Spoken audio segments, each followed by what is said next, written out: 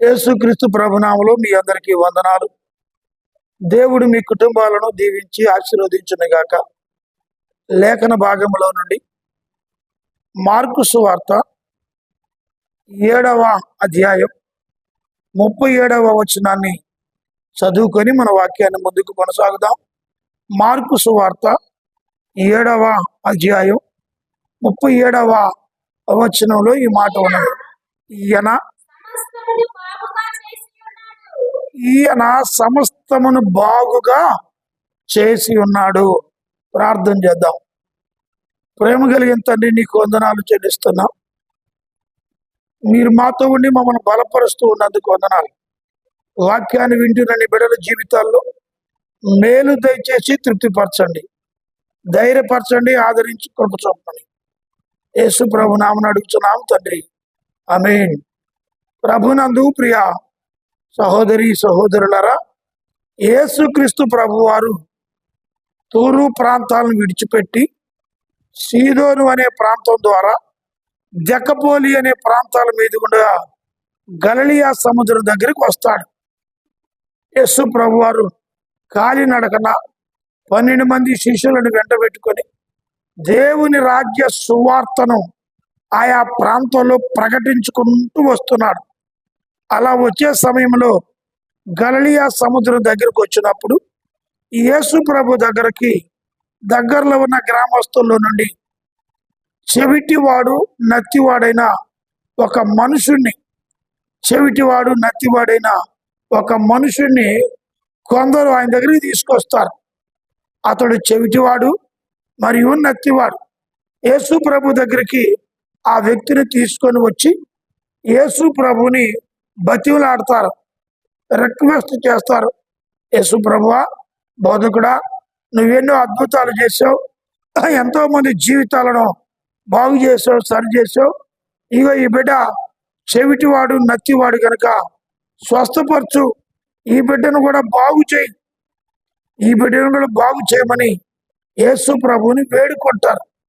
యేసు ప్రభు వారు వారి యొక్క బతిమలాడే విధానం, వారు ప్రభు దగ్గరికి వచ్చిన విధానం, వారిలో ఉన్న విధేయత, వారిలో ఉన్నటువంటి నమ్మకం, ఇవన్నీ చూసి అతను తీసుకొని ఏకాంతముగా ఒక స్థలానికి వెళ్ళి అక్కడ ఆకాశం వైపు కన్నులు పైకెత్తి ఈ వ్యక్తి యొక్క చెవుల్లో యేసు ప్రభు వారు వేళ్ళు పెట్టి ఉమ్ము తీసి నాలుక మీద రాసి ఒక్కసారి ఆయన ఆకాశం వైపు కన్నులెత్తి ఈ మాట మాట్లాడతాడు. ఎఫ్ఫాతా అని ఆయన పిలుస్తాడు. ఎఫ్ఫాతా అనే పదం గ్రీకు పదం, తెలుగులో తెరవబడునుగాక అని అర్థం. ఎప్పుడైతే యేసయ్య ఎఫ్ఫాతా అని పిలిచి అన్నాడో వెంటనే, ఈ మార్కు గారు రాస్తున్నాడు, వెంటనే అతని చెవులు తెరవబడినాయి. వాని నాలుక నరాలు సడలి వాడు తేటగా మాట్లాడటం ప్రారంభించాడు. అక్కడ ఉన్న వాళ్ళందరూ ఆశ్చర్యపడ్డారు. అద్భుతం జరిగింది, దేవుడు బాగు చేశాడని చెప్పాడు. యేసుప్రభు అన్నాడు, ఈ సంగతి, నీవు బాగుపడిన సంగతి, నేను సమస్తాన్ని బాగు చేసిన సంగతి ఎవ్వరికీ చెప్పొద్దు, ఎక్కడా చెప్పొద్దని గట్టిగా ఆజ్ఞాపించి వాళ్ళను పంపిస్తారు. బైబిల్ చెబుతా ఉంది, ఎప్పుడైతే యేసయ్య ఈ మాట చెప్పాడో వద్దు అన్న పని వీళ్ళు యేసు ప్రభు వారు సమస్తాన్ని బాగు చేయగలడు అని చెప్పుకుంటూ వెళుతున్నారు. ఆ వచనాన్ని మనం చదువుకున్నాం. ఈయన సమస్తమును బాగు చేసి ఉన్నాడు అని వాళ్ళు సాక్ష్యం చెప్పుకుంటూ వెళ్ళారు. దేవుని వాక్యాన్ని వింటున్న ప్రియ సహోదరి, దేవుని బిడ్డలారా, యేసు ప్రభు వారు సమస్తాన్ని బాగు చేస్తాడు. ఆయన బాగు చేసినటువంటి 3 సంఘటనలు ఈరోజు నేను మీతో జ్ఞాపకం చేస్తా. యేసు ప్రభు వారి దగ్గరకు ఆయన నమ్మిన వారు వస్తే, ఆయన ఆధారపడిన వాళ్ళు వస్తే, ఆయన ప్రార్థన చేసిన వారు వస్తే, విశ్వాసంతో యేసు ప్రభు దగ్గరకు వస్తే, కులం అనేది యేసు ప్రభు చూడు, మతం అనేది యేసు ప్రభు చూడు, పురుషుల స్త్రీల భేదం చూడు, ఎవరైనా వస్తే ఆయన దగ్గరకు వచ్చిన వారికి ఆయన ప్రేమిస్తాడు, కృప చూపుతాడు, ధైర్యం ఇస్తాడు, ఆదరిస్తాడు, సమస్తాన్ని బాగు చేస్తాడు. అలా వచ్చిన వాళ్ళలో ఎవరిని బాగు చేస్తాడంటే 147వ కీర్తన 3వ వచనాన్ని మనం చూడగలం. గుండె చెదిరిన వారిని ఆయన బాగు చేయువాడు, వారి గాయములను కట్టువాడు. కీర్తనకారుడు మాట్లాడుతున్నాడు. గుండె చెదిరిన వారిని, చెదిరిపోయిన గుండెను ఆయన బాగు చేస్తాడు. ఇది 2 రకాలుగా మనం చెప్పచ్చు. ఒకటి శరీర సంబంధమైన గుండె, 2 ఆత్మ సంబంధమైన గుండె. ఏ గుండె అయినా ఆయన బాగు చేయగలిగిన వాడు. యెహోషువ కాలంలో యెహోషువ గ్రంథం 7వ అధ్యాయం 4వ వచనం 5వ వచనాన్ని మనం చదవగలిగితే, కాబట్టి జనులలో ఇంచుమించు 3,000 మంది అక్కడికి వెళ్ళారు, కానీ వారు హాయి వారి ఎదుట నిలవలేక పారిపోయిరి. అప్పుడు హాయి పట్టణస్తులు 36 మనుషులను హతం చేశారు. మరియు గవిని యొద్ద నుండి షేబారి వరకు వారిని తరిమి మోరాదుల వారిని హతం చేసిరి. కాబట్టి జనుల గుండెలు కరిగి నీరైపోయిన. యెహోషువ నాయకత్వంలో ఐగుప్తు దేశంలో నుండి కానాను దేశానికి మోషే తర్వాత యెహోషువ తీసుకెళ్తూ ఉంటే పెద్ద పెద్ద పట్టణాలను జయించారు. పెద్ద పట్టణమైన యెరికోను జయించారు. చిన్న పట్టణమైన హాయిని జయించటానికి వెళితే ఆ పట్టణం మీద ఓడిపోయి తిరిగి వచ్చారు. ఎప్పుడైతే ఇశ్రాయేలు ప్రజలు చిన్న పట్టణం మీద ఓడిపోయారో, చనిపోయారో ప్రజలు, వాళ్ళ గుండెలన్నీ కూడా చెదిరిపోయినాయి, గుండెలు నీరైపోయినాయి. యెహోషువ బాధపడుతున్నాడు. 2 కాళ్ళ మధ్యలో తలకాయ పెట్టుకొని దేవుని సన్నిధిలో అరుస్తున్నాడు, ఏడుస్తున్నాడు. ఉదయం నుండి సాయంత్రం దాకా వాళ్ళ గుండెలు నీరై కరిగి చెదిరిపోయినాయి. ప్రార్థన చేశాడు. దేవుడు అంటాడు, యెహోషువ ఎందుకు ప్రార్థన చేస్తున్నావు? మీ గుండెలు కరిగిపోవటానికి, మీ గుండెలు అదిరిపోవటానికి మీలో ఒకడు పాపం చేశాడని చెబుతాడు. అందుకని దేవుడు అంటాడు, తెల్లవారినాక వరుసలో కూర్చోబెట్టు, నేను మాట్లాడతానన్నప్పుడు అందరిని కూర్చోబెడితే ఆకాను అనబడుతున్నవాడు, జబ్ది మనమడు, యెర్మీయా కుమారుడైనటువంటి ఆకాను పట్టబడతాడు. అప్పుడు యెహోషువ అడుగుతాడు, సహోదరుడా, దేవుని సన్నిధిలో ఉన్నావు, తప్పు చేసేవో ఒప్పు చేసేవో తర్వాత ఏం జరిగిందో నువ్వు నాకు తూచా తప్పకుండా ఏమి దాచిపెట్టకుండా చెప్పమంటే ఆకాన్ చెబుతాడు, అయ్యా యెరికో పట్టణానికి వెళ్ళాం, షేనారు బంగారు వస్త్రాన్ని చూశాను, బంగారు కమ్మిని చూశాను, ఆశపడ్డాను, దొరికింది తెచ్చుకున్నాను, నా గుడారంలో దాచిపెట్టాను అంటాడు. అప్పుడు దేవుడు అంటాడు, అతనిని మీ మధ్య నుండి తొలగించండి.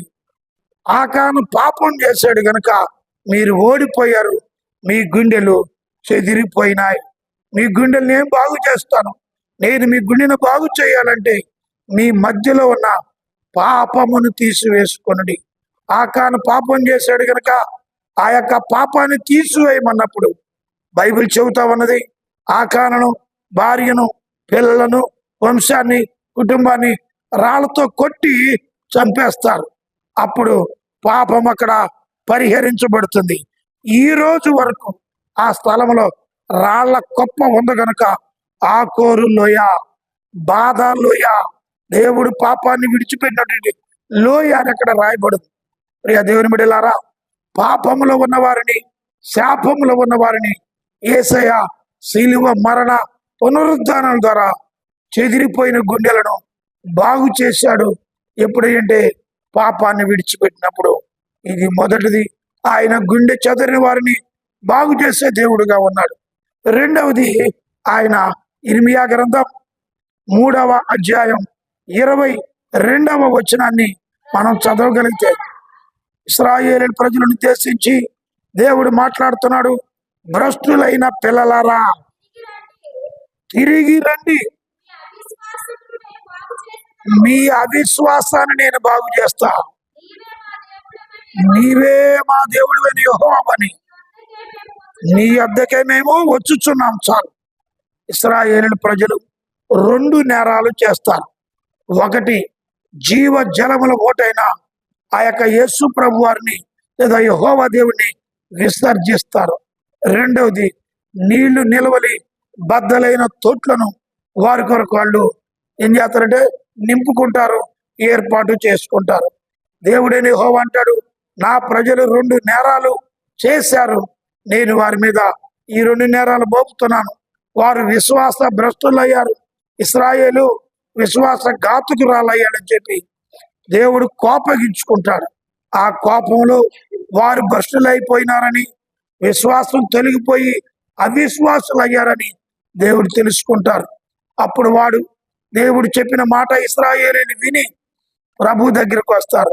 ప్రభు అంటాడు, భ్రష్టులైన పిల్లలారా రండి, నేను మీ విశ్వాసాన్ని బాగు చేస్తానంటాడు. ప్రియ దేవుని బిడ్డ, అట్లా విశ్వాసం ఎట్లా వస్తుంది? దేవుని మాట వినుట ద్వారా విశ్వాసం నీకు కలుగుతుంది. విశ్వాసం అంటే ఏంటి? విశ్వాసం అంటే నిరీక్షింపబడవని యొక్క నిజ స్వరూపము అదృశ్యమైనవి ఉన్నవి అని చెప్పడానికి రుజువై ఉన్నదని బైబిల్ చెబుతుంది. కనుక ఇశ్రాయేలీలు అవిశ్వాసులు అయ్యారు కనుక ప్రభు పిలిచి వారి పాపాలను గుర్తింపజేసి వారి హృదయాల్లో సువార్తను చాటినప్పుడు దేవుడి వారిలో ఉన్న విశ్వాసాన్ని బాగు చేశాడు. వాక్య వింటున్న సహోదరి, నీ విశ్వాసం సన్నగిల్లిందా? నీ విశ్వాసం తొలగిపోయిందా? నీ విశ్వాసం ఆగిపోయిందా? నీ విశ్వాసం వాలిపోయిందా? భయపడకు, దిగులు పడకు, చింతపడకు. విశ్వాసం కర్త అయిన యేసు వైపు చూసి దేవుని మాట విని నీ విశ్వాసాన్ని బాగు చేసేవాడు యేసు క్రీస్తు అని నమ్ము. దేవుడు నీ విశ్వాసాన్ని బాగు చేస్తాడు. అనగా ఆయన సమస్తాన్ని బాగు చేయవాళ్ళు. రెండవది, ఆయన విశ్వాసమును బాగు చేశాడు. చివరగా మూడవది, యెషయా గ్రంథం 44వ అధ్యాయం 26వ వచనం, నేనే నా సేవకుని మాట రూఢిపరిచేవాడిని, నా దూతల ఆలోచనని నెరవేర్చేవాడిని, యెరూషలేము పట్టణము నివాస స్థలమగుననియు, యూదా నగరులు కట్టబడిననియు నేను ఆజ్ఞ ఇచ్చున్నాను. పాడైన స్థలములను బాగు చేయవాడినో నేనే.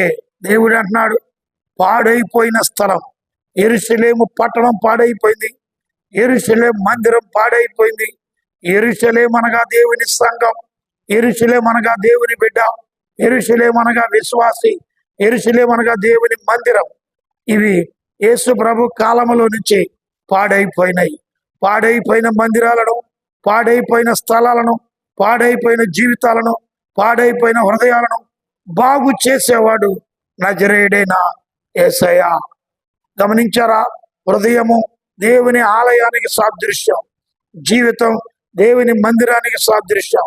పౌలు భక్తుడు అంటాడు, కొరింథీ సంఘంలో మాట్లాడుతూ అంటాడు, ఏమని మాట్లాడుతూ తెలుసునా? దేవుని ఆత్మ మీలో నివసించున్నదనియు, దేవుని ఆత్మకు మీ దేహము ఆలయమనియు మీరు ఎరుగరా? అవును, నీ దేహము దేవునికి ఆలయం. నీ ఆలయం అనేది పాడైపోయినప్పుడు, నీ జీవితం పాడైనప్పుడు నిరాశపడతాం. అయ్యో, నేను నా జీవితం అన్యాయంగా పాడు చేసుకున్నాను, ఇంకా నాకు రక్షణ లేదు, సమాధానం లేదు, శాంతి లేదు, దీవెన లేదు, నన్ను ఎవడు బాగు చేయలేడు, నేను ఇంతే, నా కుటుంబం ఇంతే, నా బ్రతికింతే, నా బిడ్డింతే. నిరాశపడుతున్నావా? కృంగిపోతున్నావా? అప్పులను తిప్పలు పడుతున్నావా? యేసు నామములో వాటన్నిటినీ బాగు చేసి, చెదిరిపోయిన నీ జీవితాన్ని సరిచేసి బాగు చేసి కట్టేవాడే యేసయ్య. ఆయన కట్టడానికి పాడైన మందిరాలు, పాడైన జీవితాలు, పాడైన స్థలాలను తిరిగి కట్టడానికి ఆయన శిలువ మరణం పొందాడు, సమాధిని జయించాడు, మరణాన్ని జయించాడు, పునరుద్ధరణుడయ్యాడు. ఆయన నీ జీవితాన్ని బాగు చేయగలడు. యేసు ప్రభువారు, నేను ప్రకటిస్తున్న నజరేయుడైన యేసయ్య సమస్తాన్ని బాగు చేయగలిగిన వాడు. అనగా గుండెని బాగు చేసేవాడు, విశ్వాసాన్ని బాగు చేసేవాడు, పాడైన స్థలాన్ని బాగు చేసేవాడు. నీవు నమ్మితే, ఆయన సన్నిధికి వస్తే, ప్రార్థన చేస్తే నీ జీవితాన్ని బాగు చేస్తాడు. ప్రభు ఈ మాటలు దీవించి ఆశీర్వదించును గాక. ఆమేన్. ప్రార్థన చేసుకుందాం. కృపా సత్య సంపూర్ణమైన దేవ, నీవు ఇచ్చిన వాక్యాన్ని బట్టి వందనాలు. దీవించండి, ఆదరించండి. విన్న వాక్యం ద్వారా నీ బిడ్డలను సమస్తాన్ని బాగు చేయమని యేసు ప్రభు నామన ప్రార్థించడి వేడుకొడుచున్నాము తండ్రి. ఆమేన్. తండ్రి అయిన దేవుని ప్రేమ, కుమారుడైన యేసు కృప, పరిశుద్ధాత్మ దీవెన మీకు తోడై ప్రభు నడుపును గాక. ఆమేన్.